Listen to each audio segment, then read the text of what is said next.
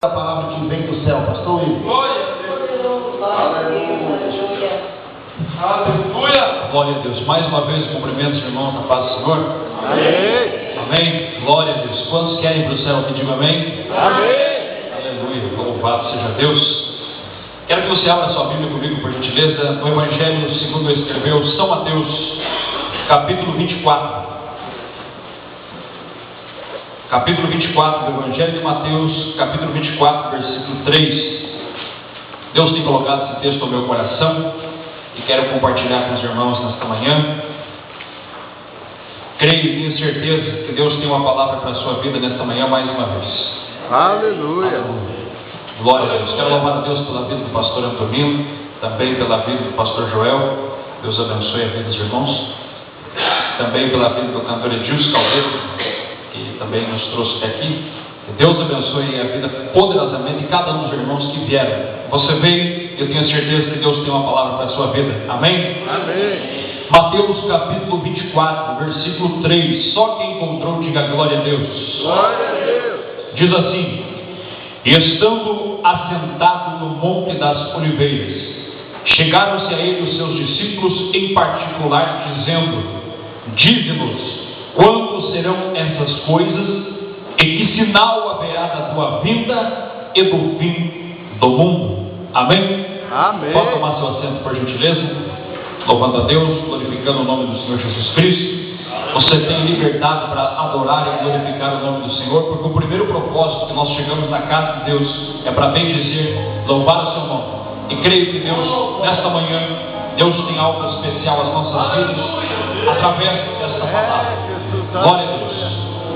No texto que nós lemos aqui nesta manhã, Mateus capítulo 24, versículo 3, é um texto muito conhecido, muito pregado, muito comentado por todos aqueles que pregam a palavra, estudam a palavra, analisam a palavra, leem a palavra. Nós percebemos aqui que os discípulos chegam até o Senhor Jesus Cristo e fazem para ele uma pergunta essa que tem indagado muitas pessoas ao longo dos séculos, pergunta essa que tem sido tema até mesmo de filmes, pergunta que tem causado muita indagação na mídia até mesmo: quando será o fim do mundo? Que sinal haverá da tua vida e quando será o fim do mundo? Muitas pessoas têm se perguntado, até mesmo alguns homens têm tido ousadia, ou queremos dizer até uma heresia, de se marcar data para a volta do Senhor Jesus Cristo. Por que não dizer então que outros também têm até marcado data para que o mundo venha acabar? Quantos não souberam que pessoas marcaram que o mundo iria acabar no ano 2000? Todavia passou o ano 2000 e o mundo não acabou.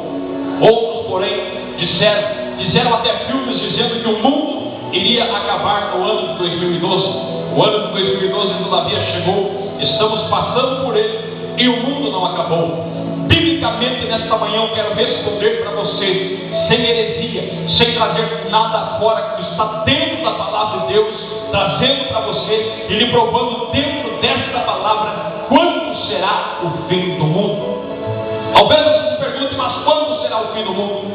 Existem alguns eventos dentro da palavra de Deus que precisam acontecer para que o mundo realmente, para que esta terra que você está pisando sobre ela, venha se acabar, para que um dia nós estejamos dentro do real e verdadeiro propósito de Deus, novos céus, nova terra e uma eternidade para sempre com Deus.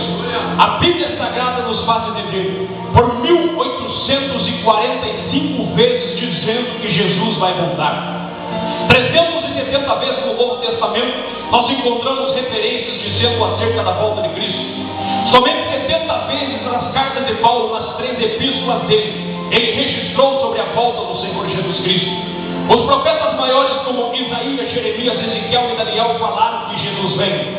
Os profetas menores de Oséias, Joel, Amós, Obadias, Jonas, Miqueias, Naum, Abacuque, Sofonias, Ageu, Zacarias e Malaquias, diretamente ou indiretamente, ou até mesmo de maneira simbólica, apontaram, afirmaram que Jesus Cristo também vem. Os 12 apóstolos, dentro das suas epístolas, e por que não dizer, no Evangelho de Mateus capítulo 24, Lucas capítulo 21, Marcos capítulo 13, também afirmam que Jesus Cristo vai voltar. A Bíblia diz no Evangelho de São João capítulo 14, dizendo: não se turbe coração. Credes em Deus, credes também em mim. Na casa de meu Pai há muitas moradas, e se não fosse assim, não vos teria dito: vou preparar-vos lugar. E se eu for preparar-vos lugar, virei outra vez e vos levarei para mim mesmo, para que aonde eu estiver, estejais vós também.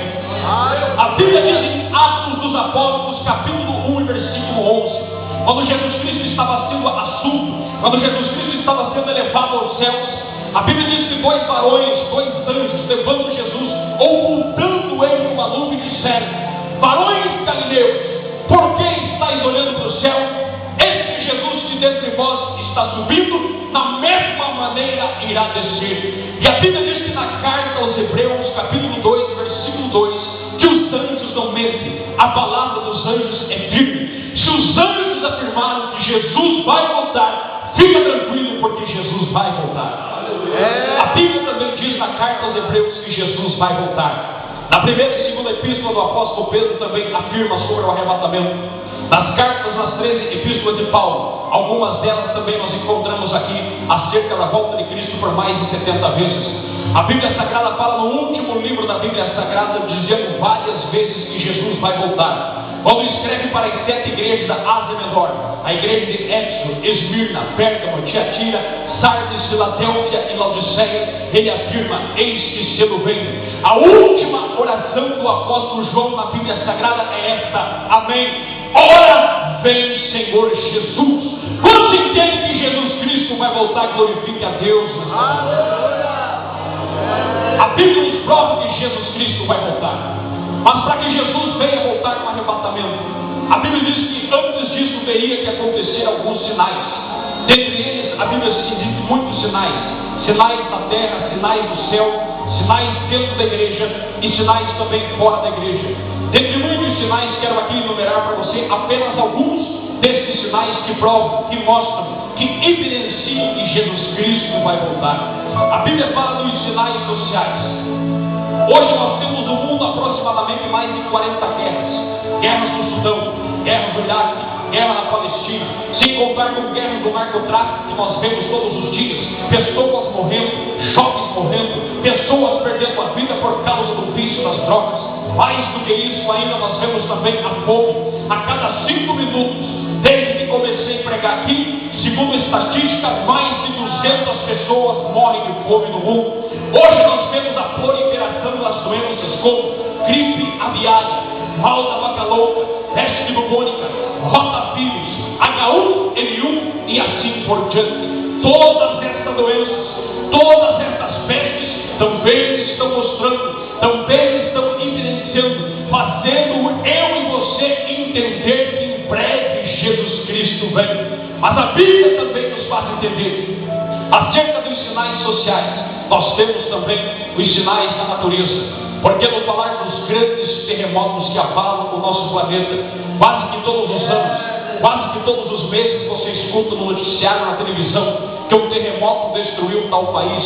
um terremoto abalou tal cidade, um terremoto causou tantas mortes. Nós vemos terremotos no Japão, terremotos na Índia, terremotos na Indonésia, terremotos no Chile, terremotos até mesmo no Brasil.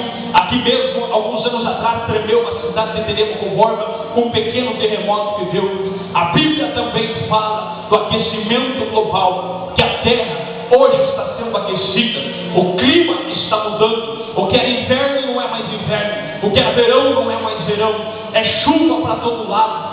Chuva, sol, verão, inverno, tudo isso acontece no mesmo dia, e tudo isso, uma mudança de clima. Nós percebemos que a terra está se degenerando, a terra está se acabando, a terra está gemendo, demonstrando que em breve vai acontecer o arrebatamento da igreja. Mas a Bíblia também nos faz entender, além dos sinais da natureza, além dos sinais da ciência, nós temos também registrado há quase que 2.500 anos atrás, o profeta Daniel, lá no seu capítulo 12, versículo 4, dizendo assim, que nos últimos dias a ciência se multiplicará. O que nós temos visto nos últimos anos, a ciência se multiplicando. Se você pegar daqui a 10 anos que se passou, ao quanto a ciência se multiplicou. Hoje nós temos a internet, notebook, palm-top e assim por diante, MP3, 4, 5, 10, 12 e assim por diante. Temos carros movidos a água, carros movidos a energia elétrica, robôs microscópicos capazes de percorrer o interior do corpo humano para a reconstrução de células. Hoje também nós temos pulmões artificiais e tudo isso é um sinal, tudo isso é uma evidência de que a ciência está aumentando. Mas mais também, a Bíblia, além de falar dos sinais sociais, além de falar dos sinais da natureza, além de falar dos sinais da ciência e da tecnologia, a Bíblia Sagrada também nos faz entender que temos sinais da imoralidade. E quando eu falo de imoralidade, nós vemos nos últimos dias um movimento que se alastra, um movimento que se espalha por todo mundo chamado GLS, ou seja, gays, lésbicas e simpatizantes. Movimentos que reúnem nas grandes capitais do Brasil mais de 2 milhões de pessoas. Movimentos que hoje estão na televisão sendo temas, debatendo, até mesmo querendo criar uma teologia gay. Pessoas querendo mudar o sexo, casamento de homem com homem, casamento de mulher com mulher. E Paulo diz lá na sua segunda epístola, no capítulo 3, dizendo: sabe, porém, que nos últimos dias sobrevirão tempos trabalhosos, porque haverá outros, amantes de si mesmos, avarentos, presunçosos, soberbos, blasfemos, desobedientes a pais e mães, ingratos, profanos, homens que se corrompem, homens que estão se corrompendo, aparência de piedade, mas negando a eficácia dela. E tudo isso é sinal da imoralidade. Tudo isso é sinal de que o mundo está se corrompendo. Tudo isso é sinal de que os homens estão se degenerando. A moral está acabando, provando que Jesus Cristo vai voltar. Mas existe ainda um sinal na Bíblia Sagrada, que eu posso dizer assim, que é o último sinal que evidencia a vinda de Cristo. E que sinal é esse? A Bíblia diz na segunda carta aos Tessalonicenses, capítulo 2, versículo 3, que antes que se manifeste o anticristo, o governo mundial, ou seja, antes que Jesus Cristo venha, antes que a igreja seja retirada da terra, é necessário que venha a apostasia. Diga comigo, apostasia. Apostasia. A palavra apostasia vem do grego apartar, se afastar. Você diz assim: o que é se afastar, pastor? O que é se apartar? O ímpio que não conheceu a Deus não pode se afastar. Aquele que nunca esteve na igreja louvando a Deus, cantando, pregando, exaltando a Deus, também não pode se afastar porque ele está longe. Só pode se afastar aquele que um dia conheceu, aquele que um dia estava perto, aquele que tinha contato, aquele que estava junto. E nós vemos nos últimos dias que muitos têm se apostatado da fé. Jesus disse em Lucas capítulo 18, versículo 8: porventura achará fé na terra quando vier o Filho do Homem?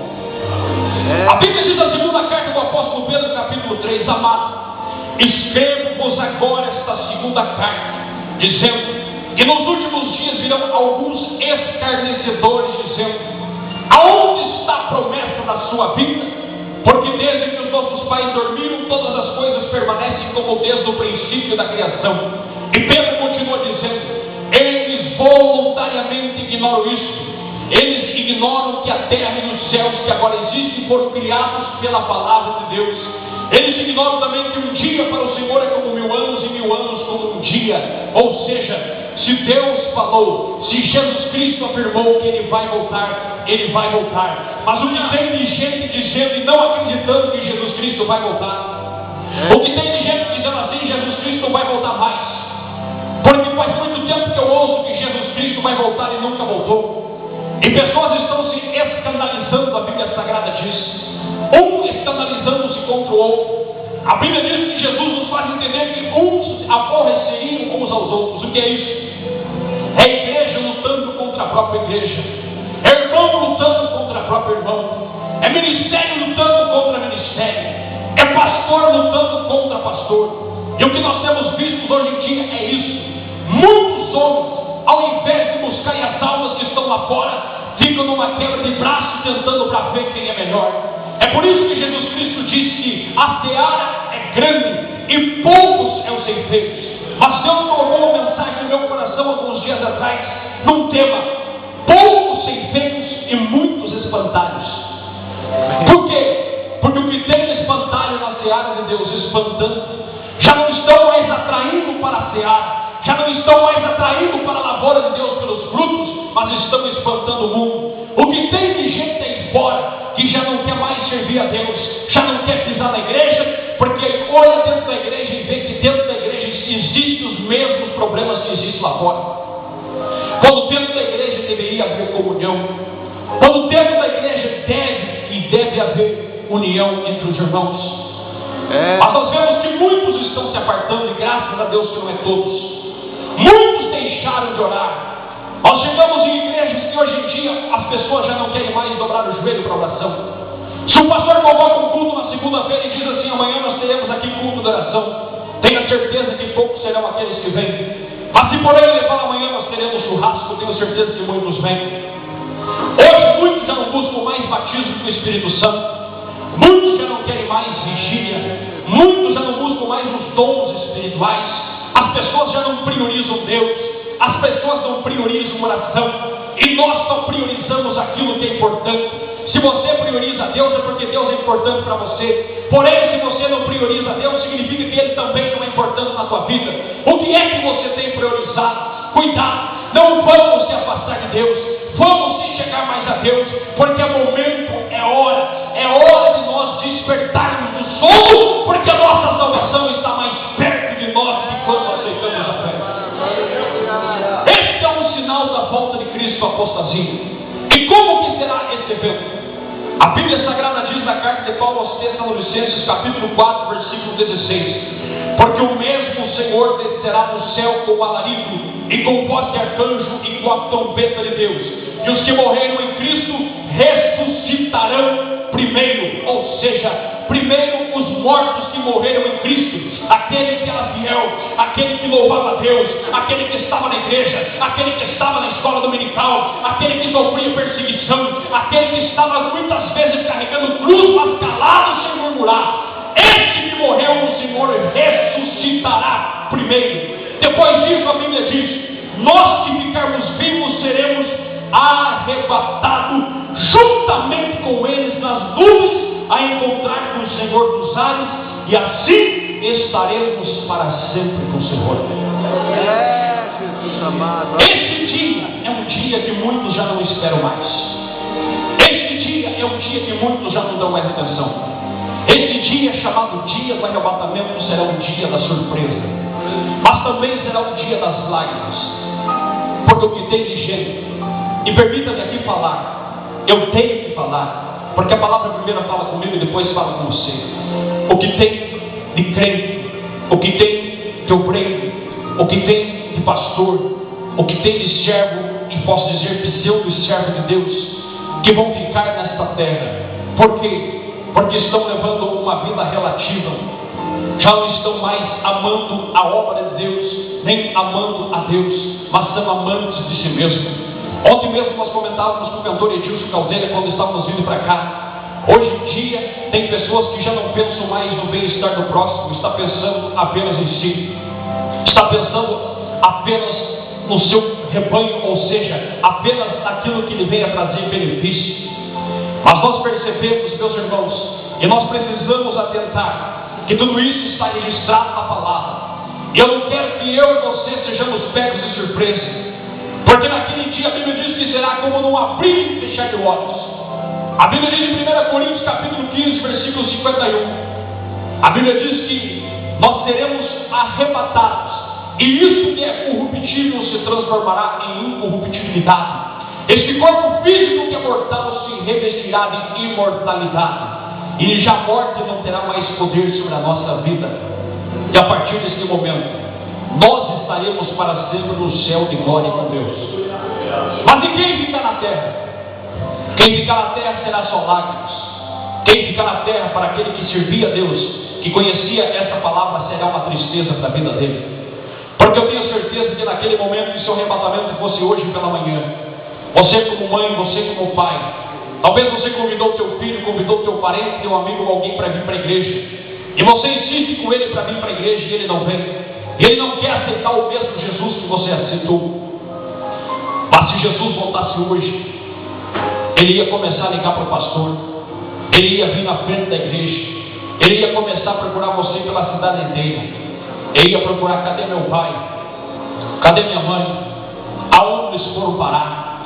E talvez você ache que isso é uma coisa fantasiosa, mas isso um dia vai acontecer. Um dia muitos correrão de um lado para o outro perguntando: cadê o meu pai? Cadê a minha mãe? Cadê o meu filho? Cadê o pastor da igreja? Muitos vão chegar na igreja e a igreja estará fechada. Um dia Deus me deu um sonho. Um dia Deus me deu uma revelação, onde eu estava dentro da igreja. Só que eu estava dentro da igreja como se fosse no canto da igreja e eu não enxergava meu corpo. Mas eu apenas ouvia orações no fundo da igreja de uma meia dúzia de crentes, orando e dizendo assim: Senhor, por que o Senhor não nos arrebatou junto com eles? Ou por que nós ficamos? E quantas são as pessoas que vão ficar? Por quê? Porque o céu só entra santo, no céu só entra lavado, no céu só entra aquele que é justificado. No céu só entra aquele que tem o nome no livro da vida, e só ele pode estar com Deus. Quem habitará no tabernáculo de Deus? Aquele que anda em sinceridade. E andar em sinceridade não significa que você deve ser perfeito. Ainda que você tenha erros, ainda que você erre todo dia, ainda que você erre em todo momento, você tem que bater a mão no peito e dizer: Senhor, eu errei, eu sou fraco, eu não consigo, mas eu quero a tua misericórdia na minha vida. Muitos ficarão nesta terra. E a partir desse momento, a Bíblia diz que nós entramos no período da grande tribulação. 7 anos de grande tribulação. Daniel capítulo 9, versículo 27, a 70ª semana de Daniel.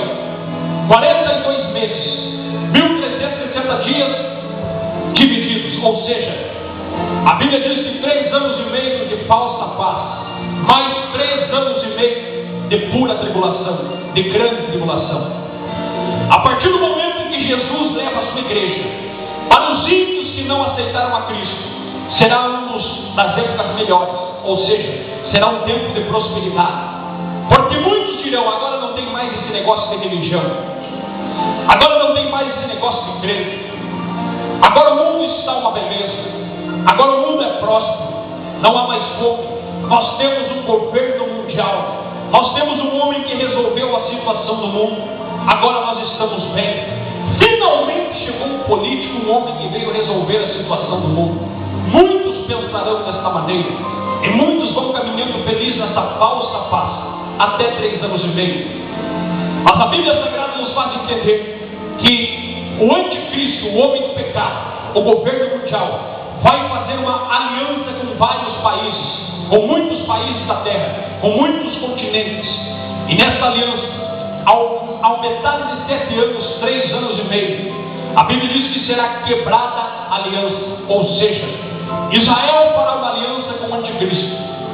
Mas chegará o momento que o anticristo fará um templo na cidade de Israel, um templo parecido com o templo de Salomão, um templo parecido com o templo de Deus. Ele vai querer se assentar no trono, querer ser como Deus. Mas no momento em que ele for querer assentar no trono e pedir adoração para si mesmo, todo judeu conhecedor da lei judaica vai olhar aquela situação, vai olhar aquela cena e vai dizer: esse não é o nosso Messias, esse não é aquele que o Senhor prometeu. Porque nós não devemos se prostrar diante de homem algum.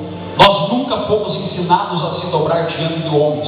Nós devemos adorar somente a Deus em espírito e em verdade, somente o Deus invisível. E nesse momento a Bíblia diz e nos faz entender que a aliança será quebrada. A aliança do anticristo com Israel será rompida neste momento. E a Bíblia diz que Israel vai se rebelar, e o anticristo vai ficar furioso. O anticristo vai querer acabar com a nação de Israel a metade de 3 anos e meio. E nesse tempo então ele vai reunir todas as nações dizendo: acabem com este povo. Israel vai se tornar um inimigo mortal do anticristo. Porque o anticristo vai convocar todas as nações do mundo dizendo: destruam este povo judeu, porque eles se rebelaram contra mim.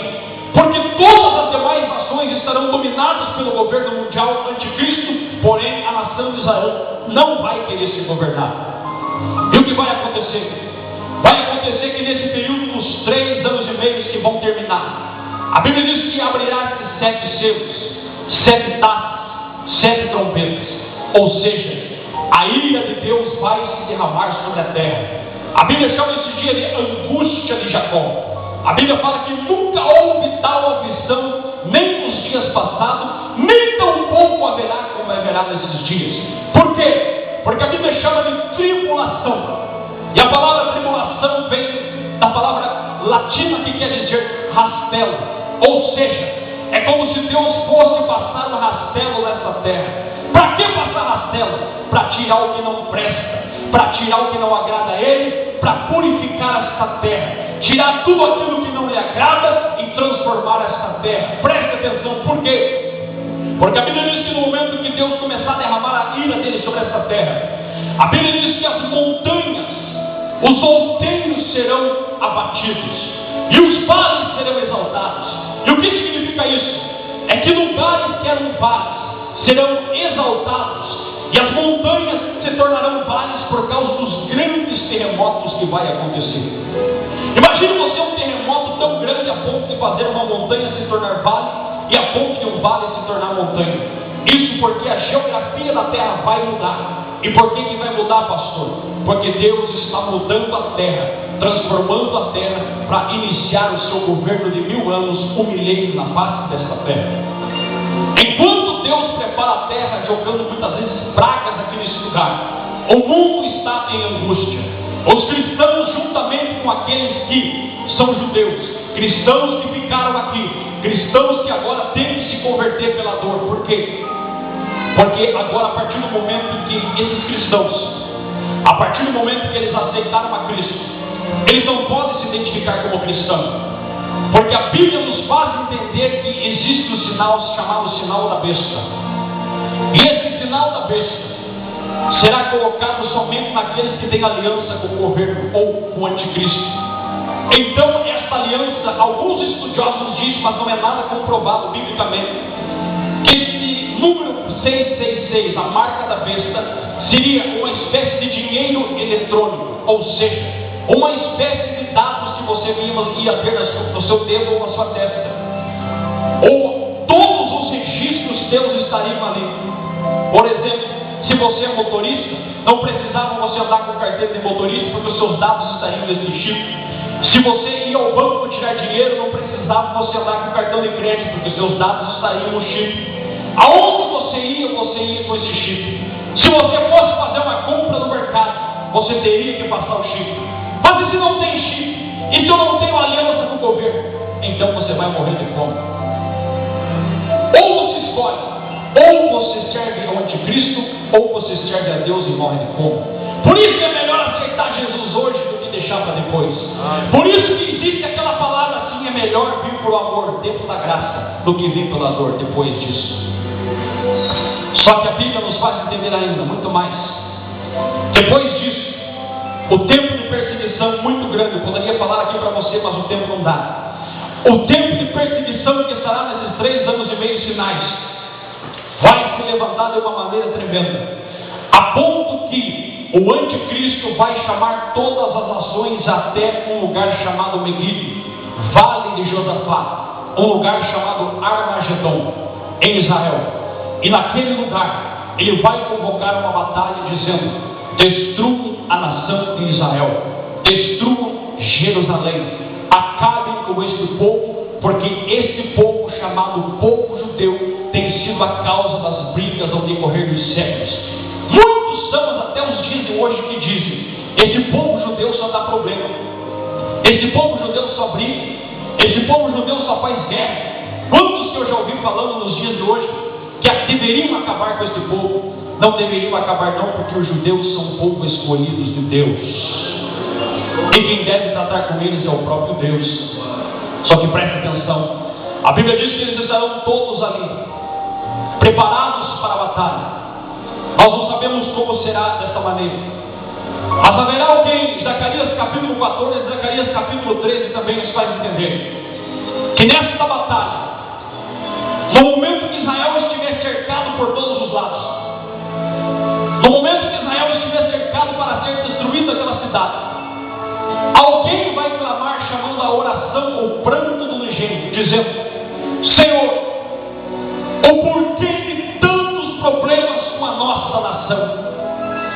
O porquê, Senhor, nós sofremos perseguição desde os dias de Abraão. Senhor, nós temos uma promessa lá que o Senhor fez para o nosso pai Abraão em Gênesis 12, dizendo que nós seríamos benditos nessa terra. Senhor, por que tanto sofrimento? O Senhor prometeu para Isaac, o Senhor prometeu para Jacó.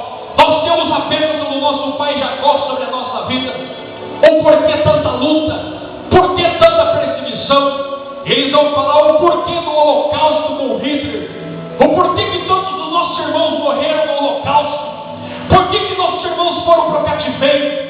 Por que nossos irmãos foram perseguidos por Tito? Por que nós somos perseguidos nessa terra, Senhor? E no momento que o anticristo for dar a ordem para destruir Israel, no momento que as armas estiverem apontadas, dizendo assim, acabe com esse povo de vez, esse povo vai dobrar o joelho e vai fazer uma oração, a oração mais sincera que já existiu.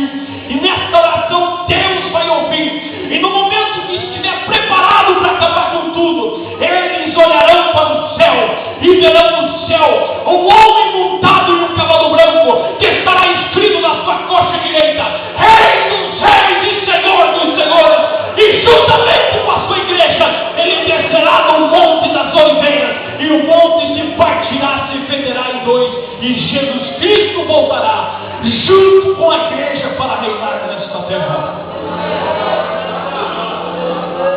E a partir desse momento, o que vai acontecer? Essas nações serão destruídas por Deus.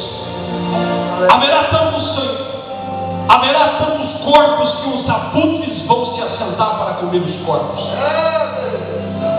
Mas a igreja de Jesus Cristo onde estará? A igreja estará juntamente descendo com Cristo. Para subir novamente? Não. Para ficar agora reinando 1000 anos com eles nessa terra. Só que antes disso, preste atenção. No momento que a igreja é arrebatada, no primeiro arrebatamento, preste atenção. No momento que a igreja passa pelos 7 anos de grande tribulação aqui embaixo, o povo, o mundo, a terra está em grande tribulação, 7 anos. No momento que a igreja é elevada, aqui embaixo está o caos, tribulação. Mas em cima, o que está acontecendo antes de Jesus voltar pela segunda vez com a sua igreja? Acontece o que nós chamamos Romanos capítulo 14, versículo 10. 2 Coríntios capítulo 5, versículo 10. O grande tribunal de Cristo.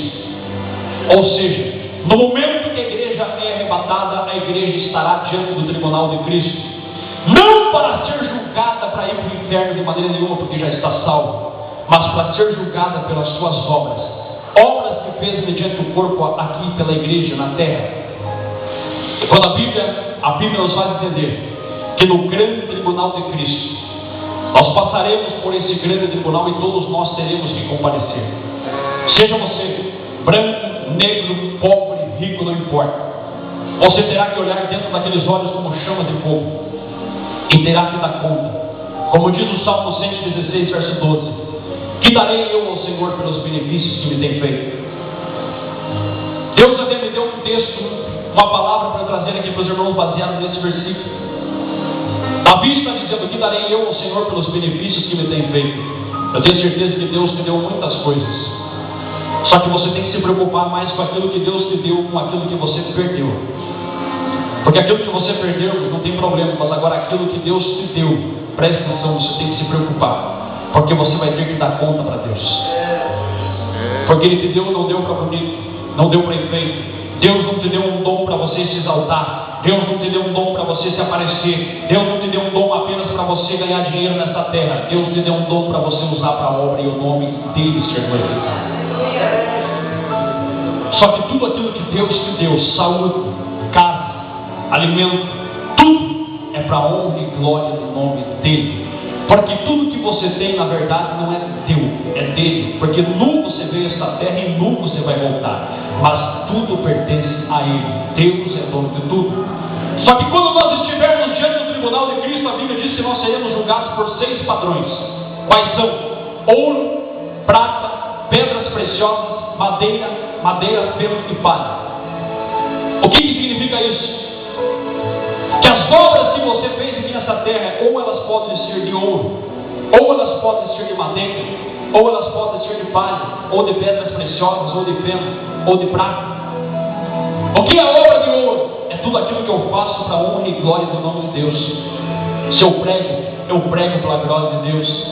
Se eu canto para a glória de Deus. Se eu evangelizo para a glória de Deus. Eu não evangelizo para ser visto pelo homem. Eu não canto para aparecer pelo homem. Eu não prego para aparecer pelo homem. Porque se eu faço para aparecer pelo homem, a minha glória é de madeira. E se a madeira passar pelo fogo, não resta nada. Agora, se o ouro passa pelo fogo, o ouro sai melhor ainda, sai provado, sai melhor ainda do outro lado. E o que é a prata? Prata significa redenção, é tudo aquilo que você faz em prol da crucificação, do Calvário, tudo aquilo que você faz em prol de Cristo. Tudo que você faz na obra de Deus, você tem que ser cristocêntrico, ou seja, você prega para ganhar almas para Cristo. Você está na igreja para adorar e reconhecer o sacrifício de Cristo.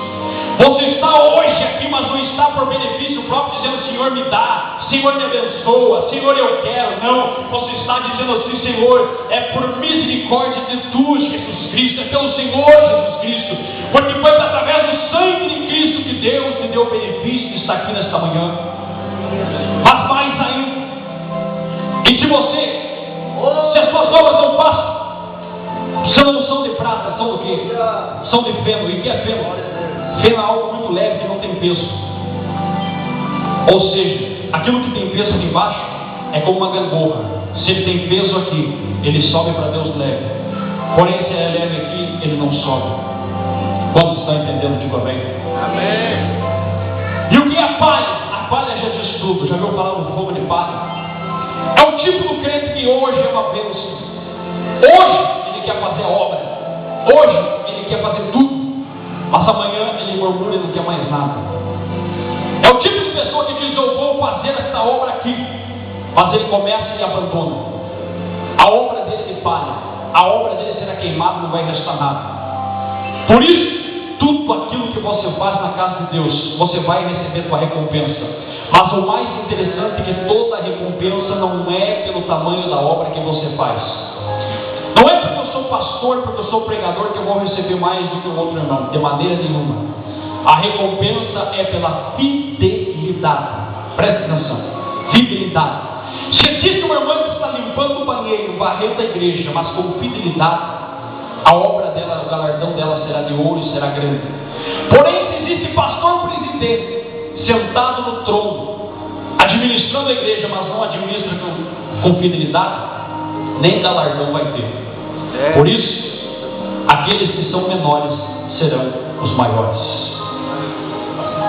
Já estou terminando.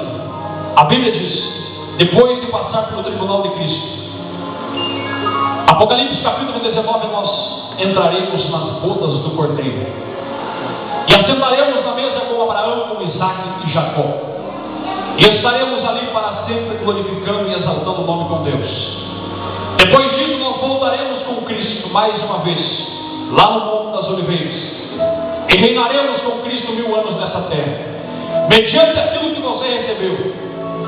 Hoje, talvez você pode ser alguém e dizer assim: mas eu não sou ninguém na igreja, ninguém me valoriza. Mas mediante o galardão que você vai receber no tribunal de Cristo, vai identificar aquilo que você será no milênio. Por quê? Porque no milênio haverá reis e sacerdotes. O que é isso? Rei significa presidente de nações. Sacerdotes, aqueles que são ministros, intercedem pelas nações.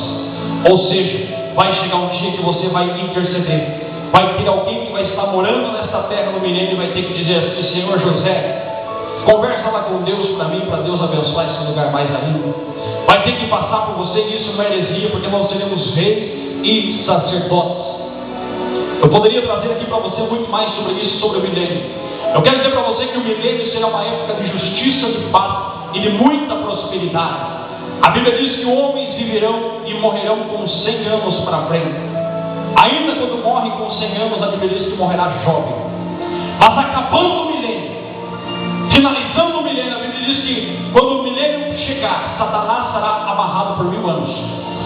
Enquanto o milênio está aqui, enquanto o governo de Cristo está nessa terra, Satanás está amarrado. E se Satanás está amarrado, não tem morte nem destruição. Ou seja, Satanás não está matando, existe apenas morte natural, mas não está matando, nem roubando e nem destruindo. O mundo será uma maravilha até então. Só que, porém, no final dos 1000 Satanás será solto por um período de tempo. Por quê? Para provar aqueles que passaram pelo milênio. Porque é muito fácil dizer assim: eu servi a Jesus, mas não tinha luta, não tinha problema, não tinha dificuldade. Aí Jesus vai provar aqueles que passaram pelo milênio para ver se realmente eles serviram a Jesus no milênio pelo que Jesus era ou pelo que Jesus deu para eles. Passando então, Satanás provará as nações. Passando este período, a Bíblia diz que Satanás justamente será amarrado novamente, será preso, justamente, e vai ser lançado como um falso profeta no lago de fogo. E que lago de fogo é esse? Não é o inferno comum que você conhece como Sheol. Não é o inferno que hoje as pessoas estão lá, apenas numa prisão temporária.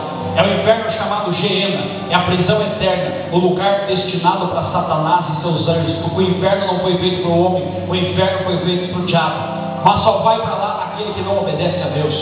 Porém, a Bíblia diz que então, a partir desse momento, aparece um alto e sublime trono, o grande trono branco. E a Bíblia diz que então a segunda ressurreição, que ressurreição é essa? Porque os santos crentes já ressuscitaram. Agora quem vai ressuscitar são todos os ímpios desde a época de Adão. Todos aqueles que morreram desde Adão até o período do milênio morreram sem aceitar o Senhor Jesus Cristo e sem viver conforme a lei de Deus. Todos estes ressuscitarão. Para quê? Apenas para receber a condenação, porque já estão condenados. Apenas para chegar diante de Deus e receber a sua sentença. E a Bíblia diz que abrirão-se não é os livros. O primeiro livro que abrirá vai abrir o livro da vida. E Deus, abrindo o livro da vida, ele vai falar: João, o seu nome não está aqui. Cláudio, o seu nome também não está aqui. Ou seja, você andou errado. Pessoas te evangelizaram. Eu quis que você viesse me servir. Eu quis te salvar, eu quis mudar a tua vida, mas você não quis. Por isso, aparte-se de mim. E a Bíblia diz que naquele momento os homens, juntamente aqueles que não estão escritos no livro da vida, serão lançados juntamente com Satanás e seus anjos. Porém, a Bíblia fala que abrirão-se outros livros. E que livros são esses? Eu poderia citar aqui para você alguns desses que a Bíblia nos faz entender. Dentre um deles que eu quero falar para você se chama Livro da Consciência. Por quê? E as pessoas que nunca conheceram Jesus, e as pessoas que moravam lá no meio do mato e nunca ouviram falar de Jesus, e as pessoas que não conheceram, como os índios, por exemplo, como que serão julgados? Uma pessoa que nunca ouviu falar do Evangelho, como será julgado? Será julgado pela sua consciência. Se ele tinha consciência de que Deus existia, da forma que ele pensava que Deus era, tenha certeza de se ele era justo perante Deus, se ele temia Deus no coração. Porque o que tem de gente por aí que não conhece Jesus, mas teme a Deus, e tenha certeza que haverá muita surpresa. Porque o que vai ter de gente que você olhava e dizia assim: esse fulano foi salvo, vai ser salvo. O que tem de gente que você talvez pensava: esse fulano alcançou a salvação, tenha certeza de que vai alcançar, porque será julgado pela sua consciência. E a tua consciência só você sabe o que tem nela. A tua consciência pesa mais para você do que 1000 homens apontando o dedo para você. Talvez você cometeu um pecado escondido que ninguém sabe, e você vive tranquilamente, mas a tua consciência sempre está apontando o dedo para você, dizendo: você errou. Só que, porém, após abrir todos esses livros, a Bíblia diz que essa terra, 2 Pedro capítulo 3, a partir lá do versículo 9, capítulo 10, versículo 10, você vai entender que essa terra se desfará com fogo. Essa terra a qual habitamos agora será destruída. Livro do profeta Isaías, capítulo 66, capítulo 65, a Bíblia diz: eis que crio novos céus e uma nova terra. A palavra criar vem do original hebraico, quer dizer novo, fazer outra coisa. Novo, algo que não existe. Ou seja, Deus vai criar um novo céu e uma nova terra. E a partir desse momento nós estaremos com Deus nesse novo céu e nessa nova terra, e estaremos para sempre na glória agora, na eternidade com Deus. Por isso eu digo para você que um dia esse mundo vai acabar. Essa terra que você está pisando um dia, ela vai acabar. Mas para que ela venha acabar, tem que se passar por todas essas coisas que devem acontecer e vão acontecer. E a primeira delas é o arrebatamento da igreja. igreja. Mas talvez você diga assim, mas pastor, quem disse que eu vou ser arrebatado? E que tal se eu morro antes do arrebatamento? Não tem problema. Se você morre, você tem que ter consciência de que você estará com Deus. Porque a partir do momento que você morre, a Bíblia diz, a partir do momento que você morrer, depois disso virá o juízo. O homem morrerá apenas uma vez, depois disso virá o juízo de Deus. Você sai de um tempo chamado Cronos, que é a Terra, um tempo cronometrado pelo relógio. A partir do momento que você morre, entra no mundo espiritual, você entra no Kairos. Significa tempo de Deus. Ou seja, é um tempo que não é contado pelo relógio.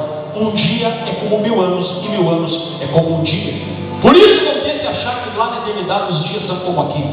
A partir desse momento nós estaremos na eternidade com Deus. E lá não haverá mais droga, lá não haverá mais roubo, lá não haverá tribulação, lá não haverá angústia, não haverá aflição, lá não haverá perseguição mais contra a tua vida, lá não precisa mais você ficar chorando, lá não precisa mais você ficar pedindo misericórdia, porque você estará para sempre com Deus na eternidade. Coloque em pé em nome de Jesus. Aleluia. Aleluia. Eu quero fazer um apelo aqui perguntando para você se essa palavra tem falado com você nesta manhã. Aleluia. Se essa palavra falou com você nesta manhã e você pode bater a mão no peito e dizer assim, eu estou preparado. Se Jesus voltar agora, eu vou com Ele. Se Jesus voltar à tarde, eu também vou com Ele. Quero chamar você aqui na frente, quero fazer uma oração para a tua vida. Você que Deus colocou um dom na tua mão, mas você tem talvez enterrado. Porque você vai ter que devolver aquilo que Deus te deu. Como Davi, que darei ao Senhor pelos benefícios que me tem feito. Não pense que Deus te deu o dom para você apenas ficar por aí se mostrando com Ele, não. Você sabe qual que é o lugar mais rico da terra? O lugar mais rico da terra não está lá em Israel, nos poços de petróleo. Não está aqui no Brasil, nos lugares das minas de ouro, não. Os lugares mais ricos da terra, talvez está muito próximo da tua casa, se chama cemitério. Por quê? Porque lá estão talentos que nunca foram usados, dons que nunca foram colocados em práticas, composição de louvores que nunca saíram do papel, mensagens que Deus colocou no coração, mas nunca saíram da boca. Lá no cemitério estão dons que você nunca usou ele para a glória de Deus. Por isso quero fazer esse apelo para você, a última vez que eu falo. Eu não sou de ficar insistindo, eu não gosto também de ficar usando de emocionalismo com ninguém. Apenas quero fazer uma oração pela tua vida. E quero convidar o cantor Edilson Caldeira, que estará louvando a Deus com esse louvor. Nós já estaremos encerrando esse trabalho em nome de Jesus.